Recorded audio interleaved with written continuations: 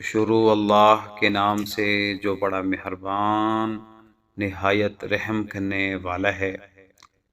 رسول اکرم صلی اللہ علیہ وسلم کا فرمان عالی شان ہے،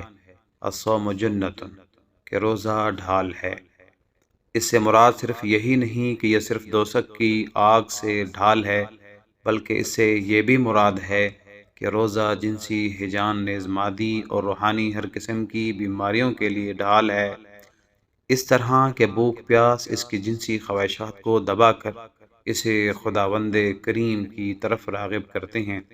بخاری اور مسلم میں حضرت عبداللہ بن عمرو سے مروی ہے، یا معشر الشباب من استطاع منکم الباءۃ فلیتزوج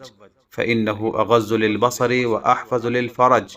ومن لم يستطع فعليه بالصوم فإن له وجاء، کہ اے نوجوانوں، تم میں سے جسے نکاح کرنے کی توفیق ہو اسے چاہیے کہ ضرور نکاح کرے، کیونکہ نکاح شرم و حیا اور شرمگاہ کی حفاظت کے لیے سب سے زیادہ مفید ہے،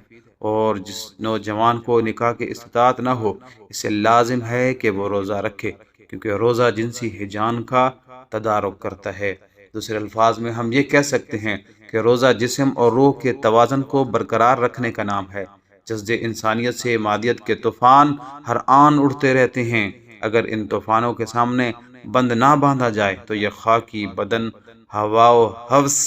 کا مظہر بن کر رہ جائے۔ خواہشات نفس ثانی اس قدر سرکش اور غالب ہو جائیں کہ انسان ان پر کنٹرول نہ کر سکے، لہذا خداوند کریم نے ضبط نفس اور مادیت کے غلبے سے بچانے کے لیے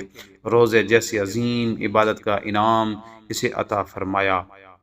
تاکہ اس کی روح اور جسم میں توازن برقرار رہے اور نفس انسانی مطیع ہو کر خدا کی یاد میں مگن رہے۔ اللہ پاک ہمیں روزہ جیسے عظیم عبادت کی قدر کرنے کی توفیق عطا فرمائے، اور اس روزے کی برکت سے اللہ ہمیں تمام برے عملوں سے نجات عطا فرمائے۔ آمین ثم آمین۔